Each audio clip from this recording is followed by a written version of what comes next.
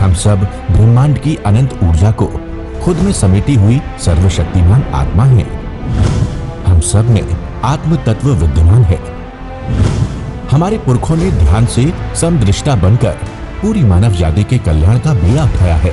आइए आचार्य भगवान डॉक्टर शिव मुनि महाराज साहिब के सानिध्य में हम भी महान आत्म ध्यान अनुष्ठान का हिस्सा बने।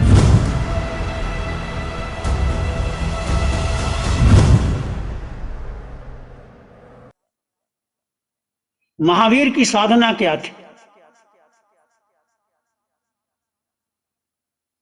महावीर की सारी साधना पराक्रम की थी, पुरुषार्थ की थी, स्वयं के बल पर आगे बढ़ने की थी।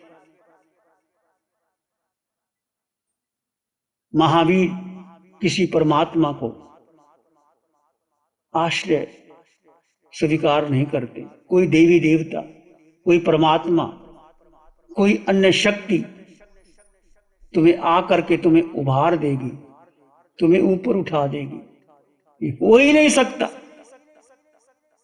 तुम्हारा अपना पराक्रम, पुरुषार्थ। महावीर का दर्शन, जैन दर्शन पराक्रम का है, पुरुषार्थ का है, अपने बल पर, अपने कंधों पर चलने का है। यहां कोई प्रार्थना, आराधना, पूजा, अर्चना, देवी देवताओं का कोई स्थान नहीं। तो कैसी थी महावीर की साधना, उसकी हम चर्चा करेंगे आज।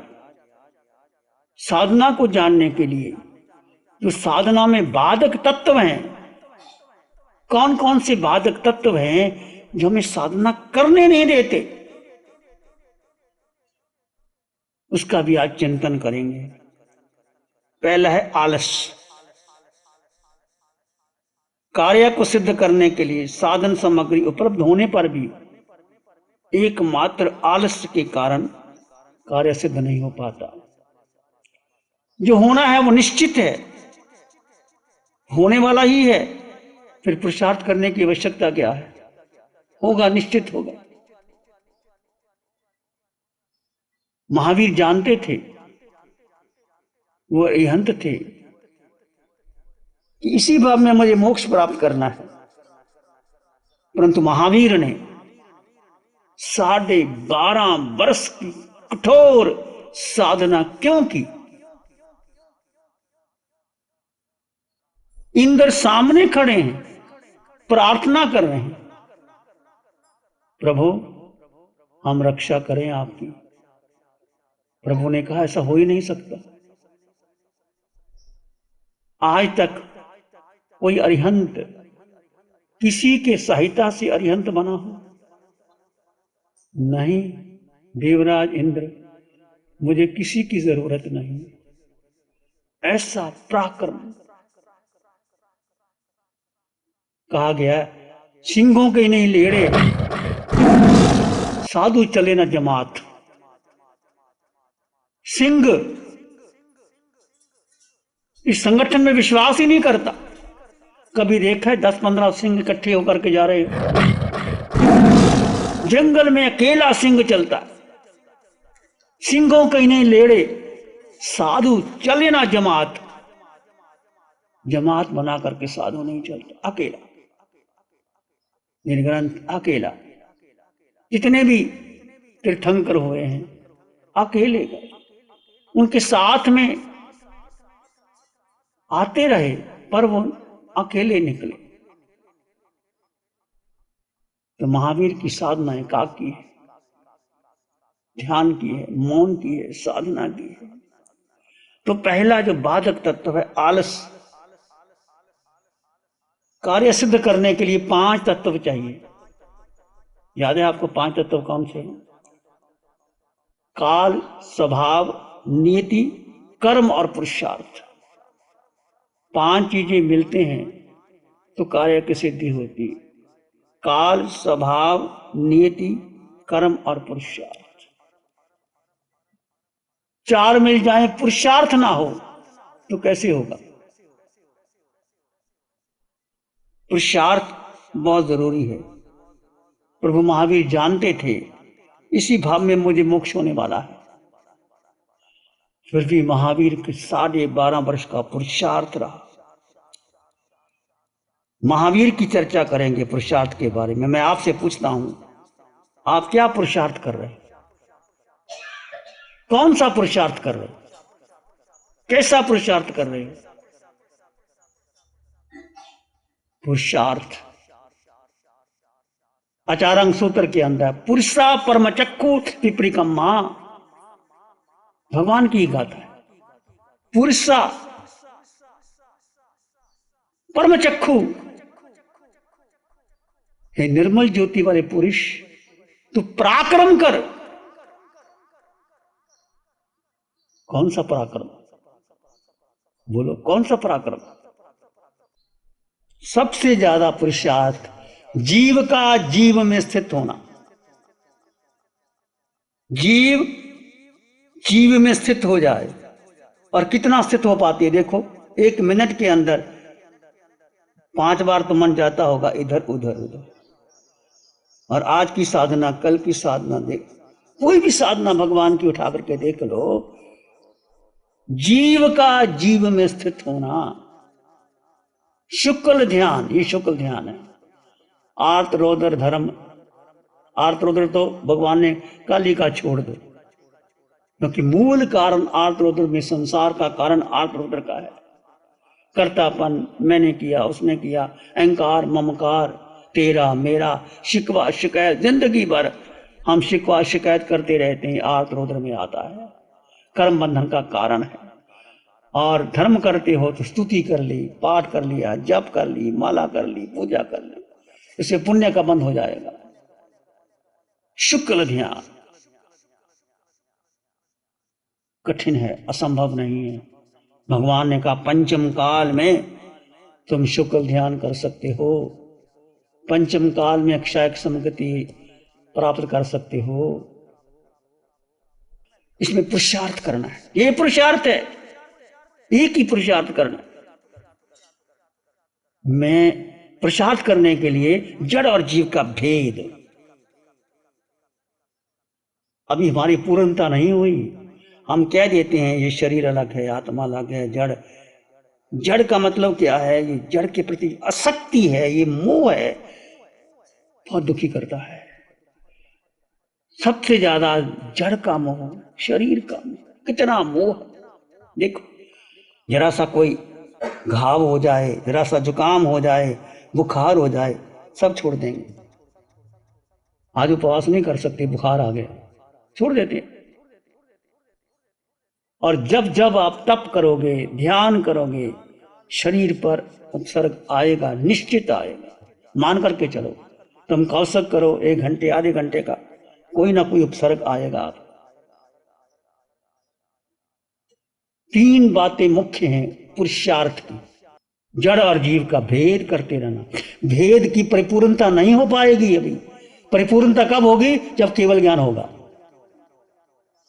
पर केवल ज्ञान के नजदीक 50%, 60%, 70% ऐसे तो आगे बढ़े।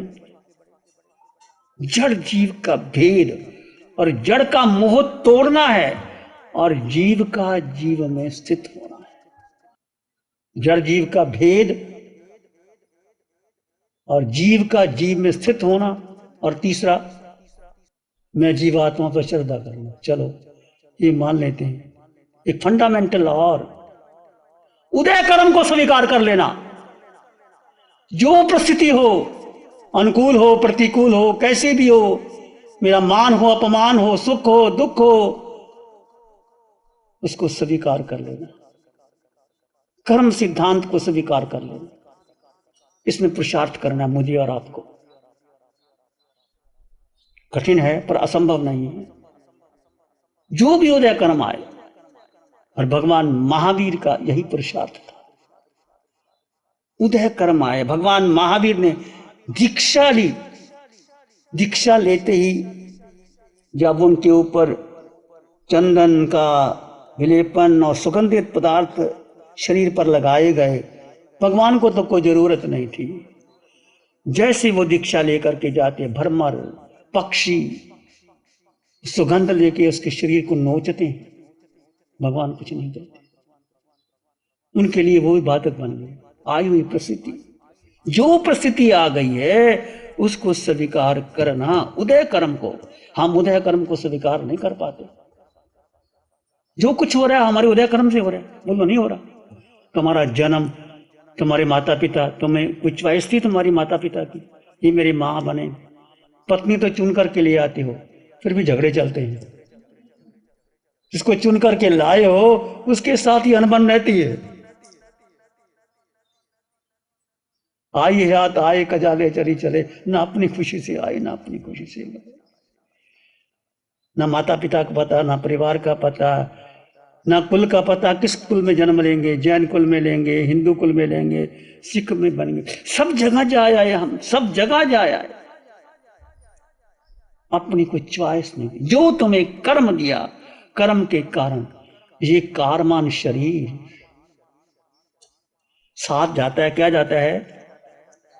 आत्मा के साथ कारमान शरीर। कारमान शरीर में क्या होता है? क्या क्या होता है?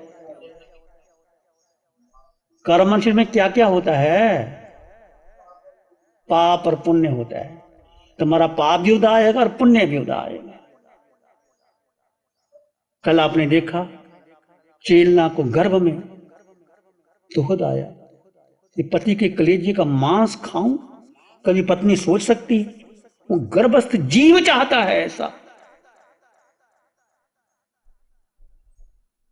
ये संस्कार पूर्व जन्म के, हम कुछ नहीं कर सकते। हम जब जाते हैं कर्म साथ लेके जाते, आत्मा के साथ कारमन शरीर जाता है, और कारमन शरीर जैसा कर्म उदय में आता है वही जन्म कुल परंपरा आपको मिलती है। माता पिता जो कुछ उसके अनुसार मिलता है। यदि बहुत पाप का उदय आया है तो नरक में भी जाना पड़ सकता है, और कम है तो पशु बनना पड़ता है। पुण्य ज्यादा है तो मनुष्य बन जाओगे, और पुण्य ज्यादा है तो राजा महाराजा बन जाओगे, सेठ बन जाओगे, और अधिक पुण्य तो देव बन जाओगे। कारमन शरीर पर कर्म घटाने हैं, भगवान की यही साधना है। कैसे घटेंगे? भगवान ने बताया सबसे अधिक कारमन शरीर पर कर्म क्षय होते हैं। जीव का जीव में स्थित रहे बस, और कुछ नहीं करना। तप ना कर सको, नहीं कर सके, कोई बड़ी बात नहीं। तप करो, अच्छा है। जो तप करते हैं, मांस खमन भी करते हैं, मैं देखता हूं, वो शरीर को तपाते हैं। शरीर को तो आपने तपा लिया, भोजन नहीं दिया, पर मन का क्या है? 24 घंटे मन तो खुला है ना। सारे विचार मन से आ रहे हैं, जा रहे हैं। मन को नियंत्रण किसने किया? मन, बुद्धि और इंद्रियां। शुक्ल ध्यान घटित ही नहीं होगा। भगवान स्वयं कहते हैं मन के पार जाओ, बुद्धि के पार जाओ, ये पांचों इंद्रियों के ऋषियों के पार जाओ। मन बुद्धि इंद्रियां ये देह की हैं, आत्मा के से कोई संबंध नहीं। आत्मा अकेली एकत्र भावना में पुरुष, बस इसमें पुरुषार्थ। और एक निश्चित कर लो कि मैं जीवात्मा, और जीवात्मा के 8 गुण 8 संपदा मिली है मुझे। सुख मेरे भीतर है, शक्ति मेरे भीतर है, ज्ञान मेरे भीतर है। कुछ ना पढ़ो, कुछ ना लिखो, ज्ञान भीतर से आता है। जैसे जैसे ज्ञानावरणी कर्म टूटेगा, ज्ञान भीतर से प्रकट होता है। ये बौद्धिक ज्ञान है, बुद्धि का ज्ञान है, जो हम लिखते हैं, पढ़ते हैं, अच्छा है, मैं ऐसा नहीं कहता, पर ज्ञान भीतर से है, दर्शन भीतर से है, शक्ति भीतर से है, सुख भीतर। यदि आज आपको सुख मिल रहा है, अचानक बैठे आप सुखी हैं, वो आत्मा का सुख होता है। आप ध्यान कर रहे हैं, बहुत परिचय आ रहा है, आप सुख में हैं। आप तपस्या कर रहे हैं, बहुत वेदना हो रही है, आप भेद ज्ञान साबन भयो, समता रस भर नीर, अंतर धोबी आत्मा धोवे निज गुण चीर। ये किसका दोहा है?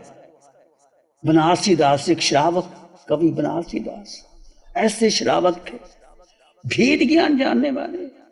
भेद ज्ञान साबन भयो, किसकी साबुन लगानी, मैंने कपड़े धोती ना, साबुन भी चाहिए, पानी भी चाहिए, फिर वो उसको रगड़ने का भी चाहिए। भेद ज्ञान, जड़ और जीव का भेद, दो तत्व है, शरीर और आत्मा, इसका साबुन लगाना। समता रस भरनी, पानी किसका, समता, जो भी आए स्वीकार कर लो। धोना किसको है, अंतर्धोबी आत्मा, धोने वाला कौन, अंतर्धोबी आत्मा है। धोना किसको है, धोवे निज गुण चीर, अपनी ही आत्मा पर लगे हुए जो कर्म है उसको धोना है। एक दोहे में कितना सार दे दिया। प्यारी गुरुवाणी है बड़ी। नमो अरिहंतानंग, नमो सिद्धानंग, नमो आर्यानंग, नमो वज्रायानंग, नमो लोय सत्साहुनंग, धम्मो मंगल मुखिठम अहिंसा संयमो तमो देवावित्तं नमं संति जस धम्मे श्यामं। श्री चत्तारी मंगलम, अरहंता मंगलम, सिद्धा मंगलम, साहु मंगलम, केवली पानत्तो धम्मो मंगलम। चत्तारी लोग उत्तम, अरहंता लोग उत्तम, सिद्धा लोग उत्तम, साहु लोग उत्तम, केवली पानत्तो धम्मो लोग उत्तम। चत्तारी शरणं पवज्जामि, अरहन्ते शरणं पवज्जामि, सिद्धे शरणं पवज्जामि, साहु शरणं पवज्जामि, केवली पानत्तं धम्मं शरणं पवज्जामि। चारे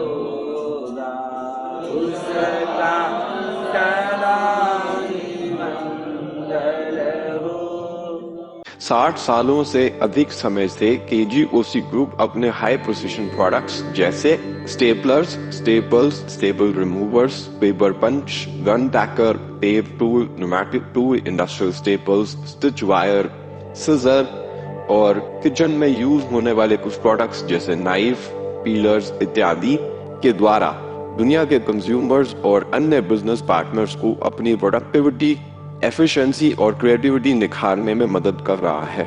केजीओसी ग्रुप दुनिया के जाने माने लार्जेस्ट मैन्युफैक्चरर्स में से एक है, जो कि अपने 4 ब्रांड्स कोहे, कंगारू, म्यूनिक्स और माइल्स के माध्यम से दुनिया के लगभग हर देश में उपलब्ध है। यह प्रोग्राम केजीओसी के सौजन्य से प्रस्तुत है। गुरु हमको ऐसी कृपा दृष्टि दे।